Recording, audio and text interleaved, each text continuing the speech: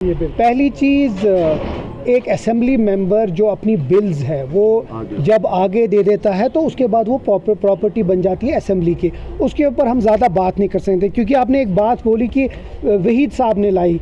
सबसे पहले, बहुत पहले 29 तारीख को मैंने वो जो लैंड ग्रांट्स रेस्टोरेशन जो एक्ट है उसके ऊपर मैंने बिल लाई, और वो हर एक गरीब के लिए, जो ये कभी बाकी जो हमारे तनकीद करते हैं अपोजिशन वाले, ये उस गरीब आदमी का जिसके पास 50 साल 60 साल 70 साल से ज़मीन है, दुकान है, ये उसके लिए बिल है। ये उसके लिए है, फॉर एग्ज़ाम्पल यहाँ के जो स्कूल हैं, जो बड़े बड़े स्कूल्स हैं, उनके वो लीज़ लैंड पे है।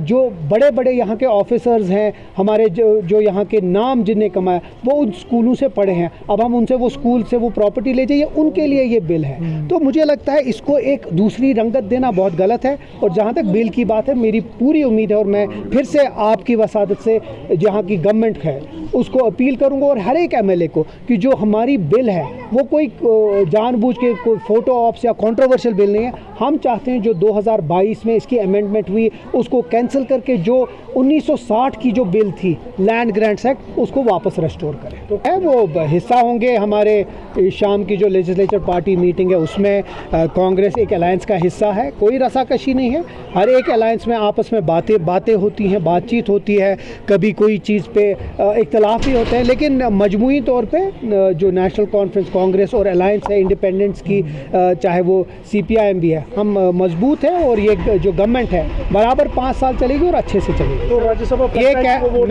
मैं फिर से वो बात दोहराऊंगा कि जो इलेक्शन परसों है उसमें एक अच्छा सरप्राइज़ आपको मिलेगा, और इंशाल्लाह उम्मीद है कि 4 की चारों सीटें नेशनल कॉन्फ्रेंस जीतेगी।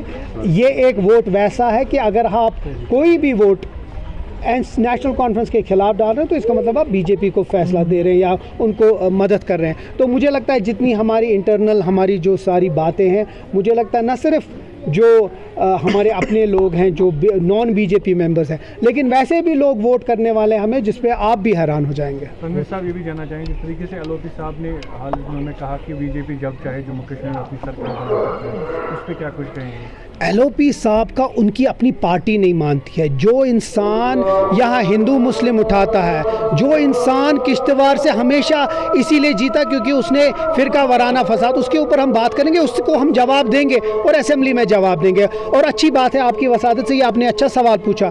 एक चीज़ इससे क्लियर हो गया जब उसने अपने मुंह से बोला कि नेशनल कॉन्फ्रेंस और BJP, तो जो लोग हमें कभी कभी BJP के साथ जोड़ते हैं ना, तो ये एक ही वक्त ये चैप्टर क्लोज हो गया। हम BJP के एजेंडा के खिलाफ है, उनने बहुत बार कोशिश की हमारे साथ, लेकिन हम जम्मू कश्मीर का जो मैंडेट है उसको ख़राब नहीं होने देंगे। हम BJP के साथ न कभी जाएंगे न कभी गए हैं, और इंशाल्लाह ये 5 साल करके जो हमने वादे किए हैं वो पूरे ज़रूर करेंगे।